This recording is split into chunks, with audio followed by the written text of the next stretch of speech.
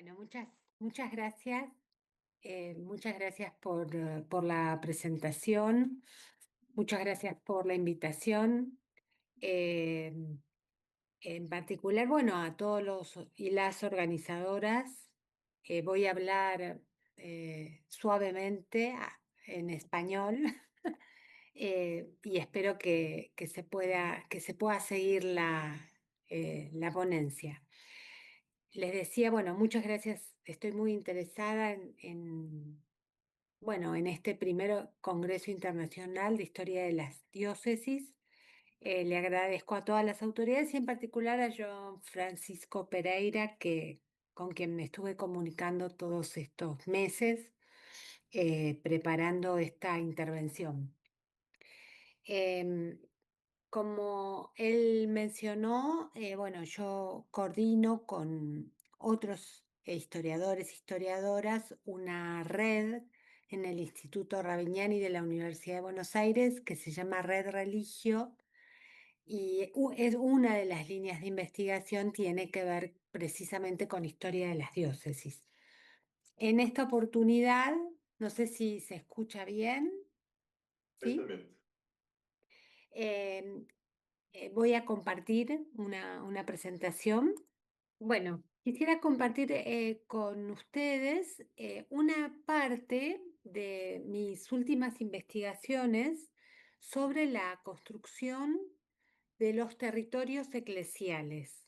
Y para ello propongo tres puntos de observación, tres cruces conceptuales y metodológicos desde donde analizar estos procesos. Por un lado, partimos del denominado giro espacial, conceptualizado como un movimiento general de convergencia de las ciencias humanas en torno a los problemas del espacio, su carácter histórico, relacional, multiforme y dinámico. Asimismo, el trabajo se inscribe dentro de la historia sobre el catolicismo en Hispanoamérica, pero en especial la dedicada a estudiar las diócesis y las visitas pastorales. Y por último, nos vamos a detener en un cruce metodológico que a mí me resulta fascinante sobre la producción de una cartografía digital histórica. Y ahí me pregunto cómo los sistemas de información geográfica pueden ayudarnos no solo a visualizar, sino a repensar la construcción de los territorios eclesiales y la intervención de distintos actores en esta construcción: obispos, curas párrocos, misioneros, feligreses, feligresas. Así, lejos de ser solo una herramienta técnica, la cartografía digital se presenta como un espacio de interrogación crítica. Em, Sobre el giro espacial, bueno, eh, y la historia de las diócesis, está claro que en los últimos años o décadas, la construcción de los territorios ha captado el interés de diversas historiografías y disciplinas de las ciencias sociales y humanas. Este giro, el giro espacial, surgido desde la década de 1980 y 90, cobró un mayor impulso y visibilidad por la creciente accesibilidad a las herramientas computacionales como los sistemas de información geográfica, que incluían formas más eficientes de manejar la información georreferenciada. Sin embargo, todos sabemos que la relación entre espacio y historiografía no es una consecuencia de esa incorporación relativamente reciente de los SIG al estudio del pasado, y desde hace más de un siglo se reconoce en nuestra disciplina, en la historia, que el espacio no es un escenario donde los procesos históricos se dan, sino que es un sujeto activo que condiciona y a su vez es transformado por la acción humana. No voy a detenerme en esto, pero bueno, la historiografía de Annals ha sido particularmente sensible en sus distintas generaciones al tema del espacio, con variantes, ¿no? Desde una influencia más de Vidal de la Blaya en la primera generación, de Ratzel en la segunda, de Brodel, y en la tercera un retorno del espacio bajo el ropaje de la idea de percepción del espacio, y esto coincide con otras investigaciones como, bueno, la de Henri Lefebvre sobre la producción social del espacio, ¿no? Que a su vez también se unía a las reflexiones y los cambios de la geografía hacia una visión más crítica, humanística, em, un giro, si se quiere, cultural y crítico de la geografía. Si nos detenemos en otras historiografías, ¿no? La historiografía sobre las diócesis y de las visitas en Hispanoamérica, podemos reconocer de manera muy general tres tipos de aproximaciones. Una dedicada más a editar, transcribir y poner a disposición las visitas pastorales y otros documentos episcopales. Y aquí la prioridad tenía que ver con el rescate documental, ¿no? En general con una edición de las visitas, con una introducción crítica, con una contextualización de la fuente. Un segundo grupo buscaron problematizar las visitas y la acción episcopal como instrumentos de gobierno, control, reforma eclesiástica, observación social. Y aquí la visita se convierte en una fuente para estudiar procesos más amplios, como la fiscalidad, la demografía, la religiosidad, los conflictos jurisdiccionales. Por último, y sin intentar agotar esta riquísima producción historiográfica, se encuentran los estudios de las diócesis y de las visitas como marco y fuente, respectivamente, para el estudio del clero, las parroquias, las cofradías, la acción eclesial. Mi comunicación de hoy, del día de hoy, se centra en el estudio de la visita episcopal del último obispo colonial del Río de la Plata, que ya vamos a ver que incluye un vasto territorio, que es mucho más que lo que hoy entendemos por Buenos Aires, que es la visita de Benito de Lueyriega, realizada entre 1803 y 1805, a partir de una producción de una cartografía digital y a su vez de una lectura cercana y cualitativa de las fuentes. Y recupero algunos de los recorridos referidos hace un momento, y me interesaría enfatizar algunas ideas, fuerzas que guiaron la investigación. Una es la idea de la visita pastoral como tecnología de gobierno, como instrumento de control y reforma, pero sobre todo como experiencia de conocimiento de la realidad, como un momento donde la diócesis cambia porque se redefinen sus límites, sus jurisdicciones y los agentes autorizados, y la visita como una práctica de espacialidad, ¿no? Construida desde arriba y desde abajo, desde el obispo, la máxima autoridad de la diócesis, redefiniendo su jurisdicción, y la que protagonizan los fieles en comunidad, ofreciendo los recursos para esa institucionalización, tomando un poco las ideas de Dominique Llogna-Prat para Francia. Algunas precisiones sobre la diócesis y el obispo, ¿no? Para contarles un poco de manera muy general. La diócesis de Buenos Aires, que se me corrió el cuadradito, es más abajo, ¿sí? A ver si lo puedo correr. Sería acá, ahora sí, aproximadamente. Este no es un mapa georreferenciado, este es un mapa que tomé para mostrar el área de la que vamos a hablar ahora. Esta fue la última diócesis creada en la primera etapa de fundaciones de los obispados latinoamericanos en 1620. Y como buena parte de los territorios de la corona española, también en este obispado las primeras estructuras religiosas estuvieran destinadas a la población indígena, parroquias de indios para las zonas de población más densa y las misiones para las zonas fronterizas. Solo las principales ciudades contaban con parroquias destinadas a la población española y algunas tenían un tipo de curato dedicado a la población mestiza, si se quiere, que eran los curatos de naturales.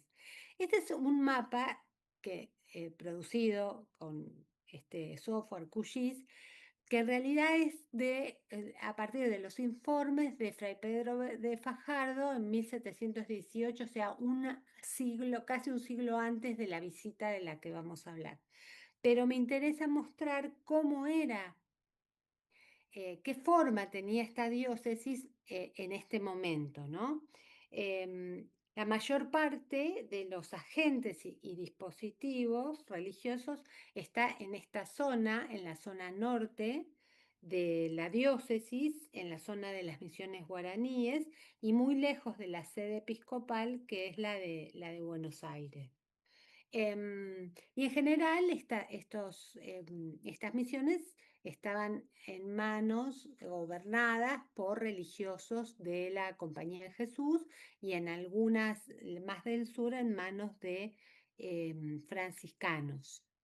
Em, Ahora sí, la visita de Luis Riega, que es esta que ven acá, em, permite conocer a la diócesis de Buenos Aires en vísperas de la Revolución de Mayo, el inicio de nuestra autonomía política, y se puede ver, bueno, en este caso, cómo cambia respecto a un siglo anterior. Permanecen las misiones en el norte de la diócesis, pero hay un proceso de institucionalización de las estructuras religiosas, sobre todo en el sur de la diócesis y a partir de la parroquia, ¿no? Como estructura predominante.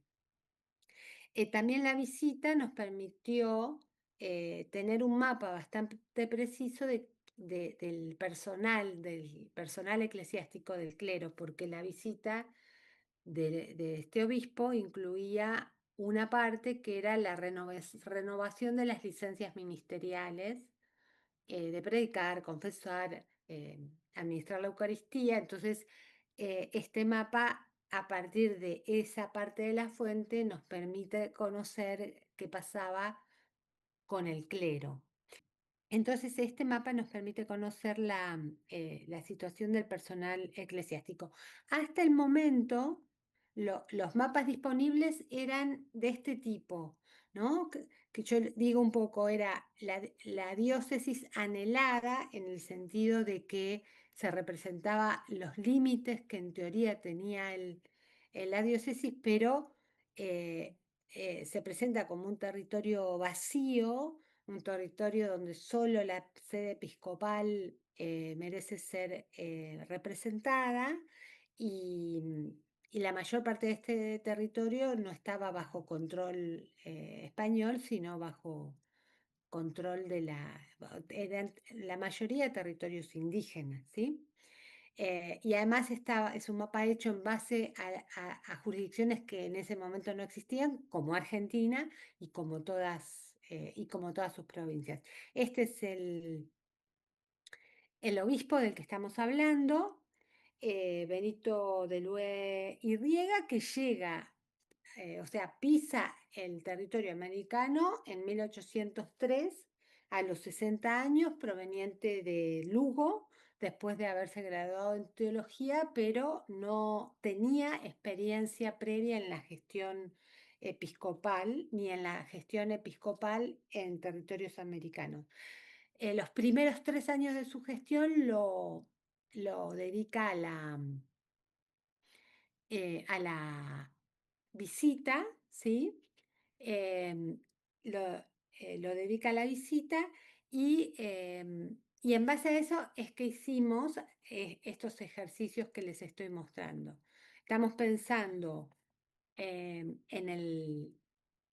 la cartografía digital como un ejercicio, como una herramienta de investigación que permite tener una perspectiva desde abajo, reconstruir una capilaridad más pequeña, más fina de las jurisdicciones y recomponer tanto la presencia de los agentes como la variedad de los sedes de poder. Y no sé cuánto tiempo tengo, pero me gustaría mostrar algunas características de los distintos tramos de la visita. ¿Tengo tiempo? 10 minutos. ¿10 minutos? Perfecto. Bueno, acá tenemos el primer tramo de la visita que está en color naranja.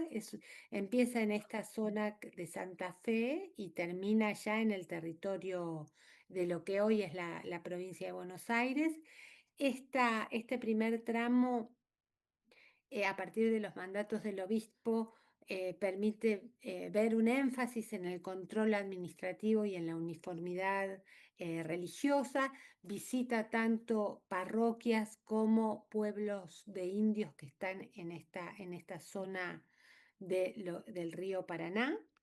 Eh, si hacemos un zoom a una parte de este territorio, podemos ver un ejercicio que nos resultó bastante interesante, que es cartografiar las distintas capillas, oratorios que pertenecían a la misma parroquia con un mismo color, como para ver cuál era la jurisdicción realmente existente.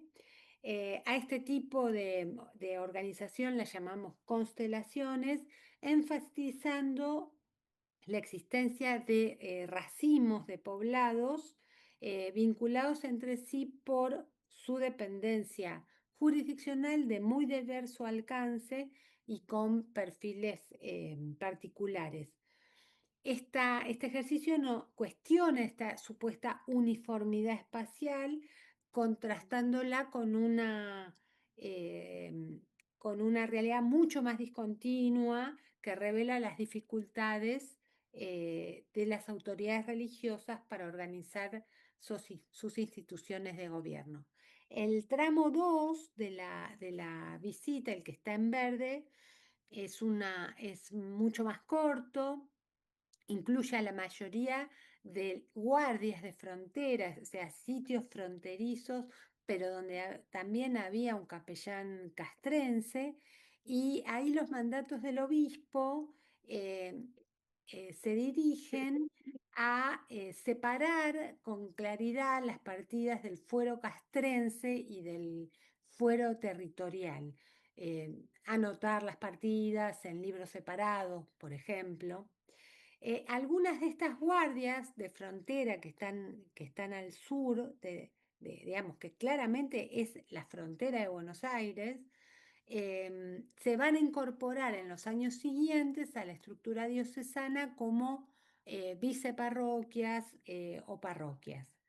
En el tramo 3 de la visita se desarrolla en lo que hoy es Uruguay, ¿no? Se lo denominaba la banda oriental. Acá es interesante porque predomina la organización de parroquias jóvenes y la erección de oratorios en zonas apartadas.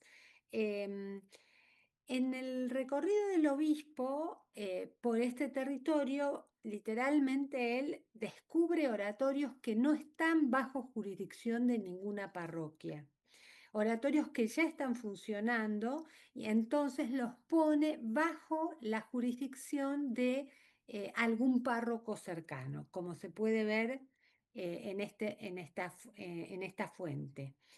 Em, y también se definen a qué parroquia pertenecían determinados feligreses. O sea, el paso del obispo por ese territorio también va transformando la diócesis internamente en el sentido de crear nuevas dependencias jurisdiccionales.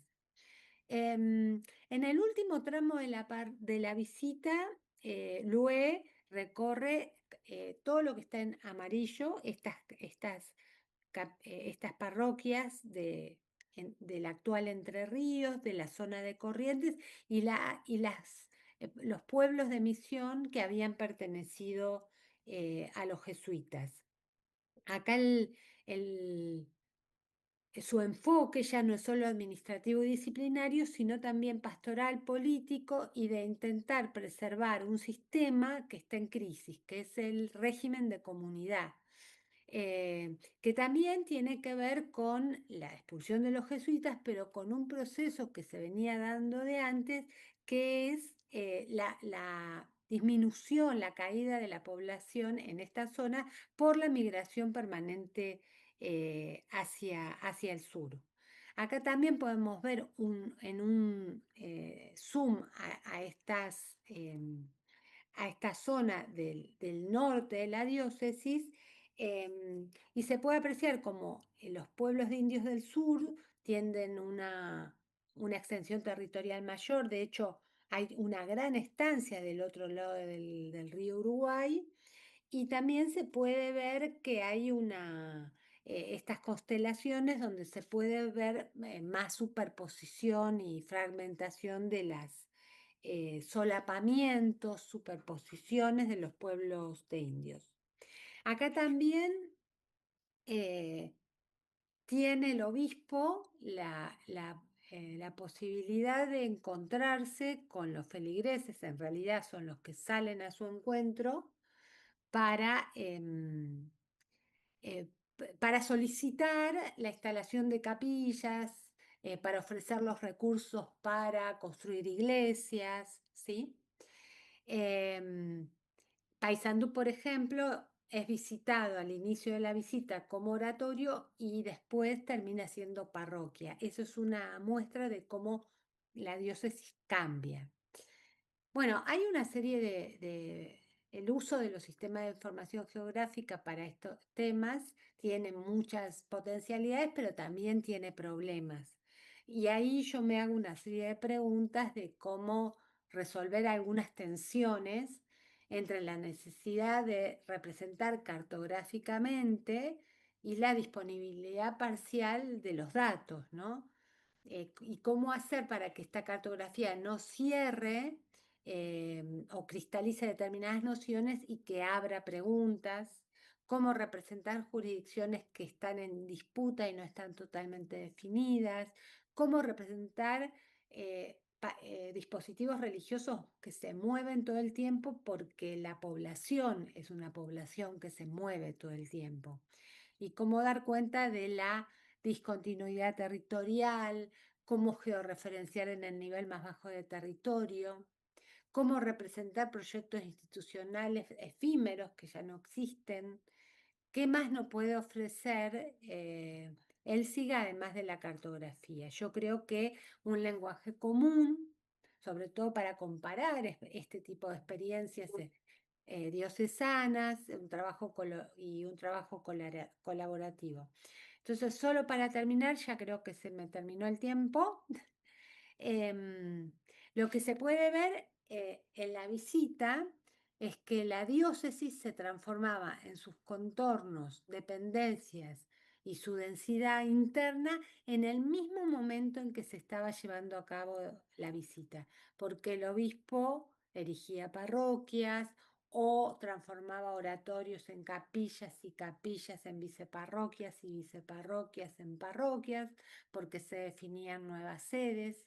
porque se colocaban bajo alguna jurisdicción oratorios descubiertos, porque se dirimían disputas jurisdiccionales entre párrocos, porque se establecían dependencias y pertenencias de las feligresías y porque también se determinaban quiénes eran los agentes religiosos autorizados. Bueno, no me quiero detener más para no ocupar más tiempo.